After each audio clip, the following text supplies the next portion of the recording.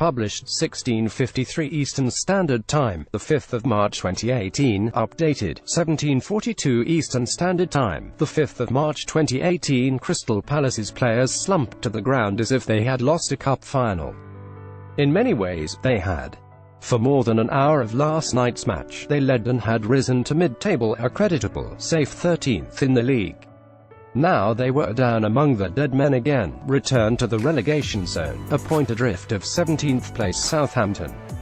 Nemanja Matic's scorching half-volley from the edge of the penalty area had ripped away even the lonely point they had hoped to salvage, and in injury time, 2-0 down, 3-2 up. Manchester United fans had forgotten nights like this existed. It has been so long since they came from behind to win, if losing at half-time.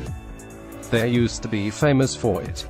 Not even a 3-0 deficit at Tottenham could contain them. Nemanja Matic was a late winner for Manchester United with a swing of his left boot to leave Selhurst Park stunned the Serbian international, stroke through his laces and across the ball to help it arrow into the top corner of the net. Nemanja Matic celebrates after his stunning late goal gave Manchester United all 3 points against Crystal Palace. Manchester United's players rushed to the away fans after settling a frenetic tie away at Crystal Palace to go second in the table. Manchester United star Juan Mata celebrates after his second-half cameo helped the visitors claim an unlikely victory. Crystal Palace's players looked dejected after falling to a late defeat that left them stranded in the relegation zone. Romelu Lukaku draws the visitors level with a low shot that took a deflection on its way through the crowded area. The Belgian striker punches the air after completing Manchester United's comeback from 2 goals down at Selhurst Park shortly after falling 2-0 down. Chris Smalling handed the visitors a lifeline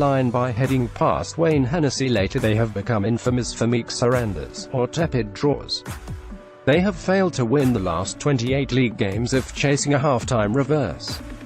So this was a throwback to the days of Sir Alex Ferguson when United, as one commentator had it, always scored. It may not make much difference this season, for the title is gone, but a year from now this may come to be regarded as a watershed victory under Jose Mourinho. He looked furious with the second Crystal Palace goal after 27 minutes, his opponents thinking quicker than his slumbering players, taking a swift free kick and racing away unchallenged.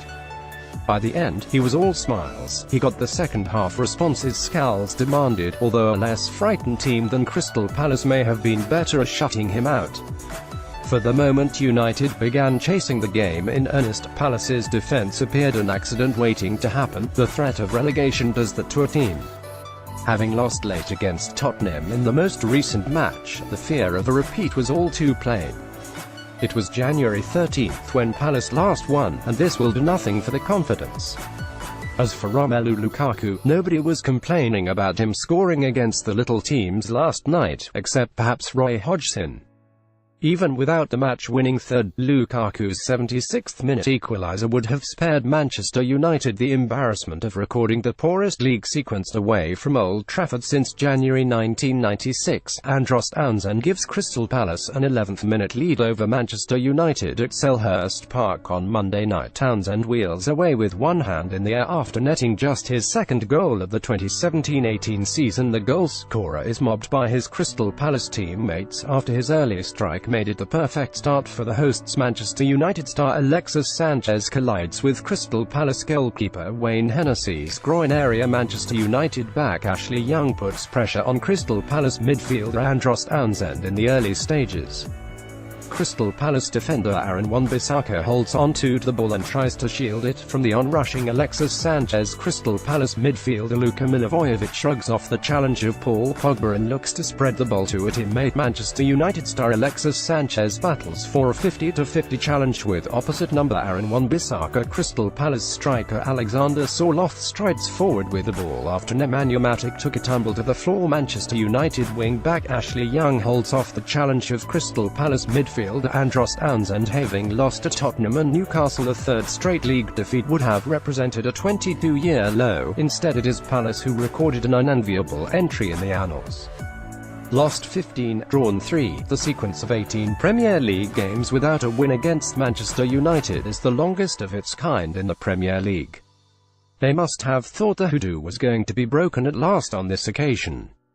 Instead, heartbreak, but not of the unfortunate kind. The Matic shot, his first goal for United, was a thunderbolt, but what went before was sloppy from Palace, 2 goals that illustrated why they are in such a parlous position in the first place, undoing tremendous hard work and long spells of admirable resilience with lapses of concentration. It was a Chris Smalling header that got them back in the game, taking advantage of a sleepy James Tomkins, who stayed deep and played him, and Paul Pogba onside. Antonio Valencia crossed and Smalling got there first, steering the gentlest, simplest header past Wayne Hennessy and in at the far corner. Time seemed to stand still for the equaliser, too, after an Alexis Sanchez shot ricocheted up off Tomkins. It fell to Lukaku, who seemed to have an age to turn and beat Hennessy with a low shot, Palace sluggish in the reaction. In that moment, Palace fell 5 places and back into the relegation zone. Sluggishness is most certainly not a fault of Manchester United goalkeeper David De Gea, however, who moments later pulled off one of the saves of the season to keep out a Christian Benteke header. Had that gone in, who knows if United would have had the fight to go again, or where Palace would be now. Patrick Van Aanholt doubles Crystal Palace's lead just after the break. After making the most of a quick free-kick routine, Van Aanholt is mobbed by teammates, after making it 2-0 to the Eagles in the 48th minute of Monday night's game. Manchester United stars Paul Pogba and Alexis Sanchez are caught deep in discussion as things fail to go the way early on. Paul Pogba gesticulates towards a Manchester United teammate as Alexis Sanchez tries to offer some encouragement. Alexis Sanchez clutches his ankle and screws his face up in a grimmy after taking a heavy challenge in the second half. Chris Smalling gets on the end of a corner kick after another flap from Wayne Hennessy but cannot convert. Who knows, indeed, where United would be at all without the brilliant De Gea. He changes matches the way the best strikers do. How different in the first half. The complaint about Manchester United's grey shirts back in 1996 was that the players could not see each other, and if a similar issue was identified with the current away kit, some of the more puzzling aspects of last night's performance would make sense.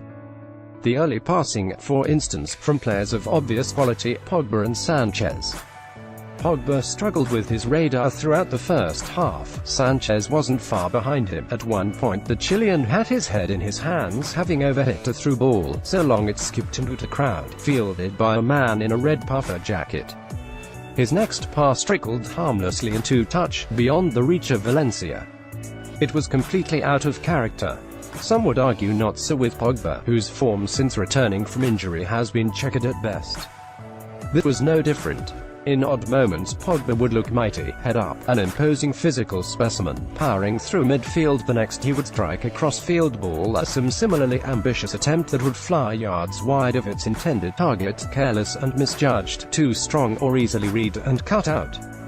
As his frustration grew, so did his determination to prove he was better than this, the passes growing more spectacular in intent and more likely to fail. His best work of the night, a dangerous cross from the right that slipped through goalkeeper Hennessy's hands, was also one of his simplest acts, when Hennessy made up for his earlier mistakes with a two-handed save to deny Paul Pogba from long range. David De Gea makes the stunning one-handed save to deny Christian Benteke, putting Crystal Palace back ahead at 2-2. Opposite numbers Roy Hodgson and Jose Mourinho embrace in the dugout ahead of kick-off in South London. Hodgson, meanwhile, must have been delighted with how determined and organised Crystal Palace were in these opening stages. The first goal had a large element of good fortune, but Palace's work rate meant few could deny them the justice of their lead. They were ahead after 11 minutes, a spawny deflection, yes, but with no little graft to sweeten it. Christian Benteke did magnificently, holding the ball up and leading Smalling a merry dance along the edge of the penalty area, before releasing a square pass to Andros Townsend.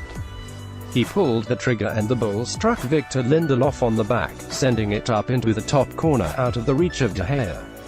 At the time, Palace simply looked more alert, and their second goal proved it. Jeffrey Schlupp won a free kick, put it down, and took it immediately, slipping the ball through to Patrick Van Aanholt.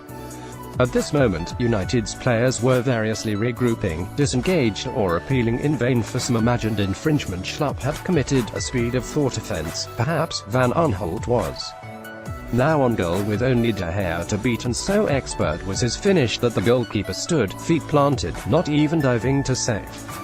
Mourinho cursed furiously from the touchline, not at the advantage played, but the advantage taken of his dopey superstars. Wisely, they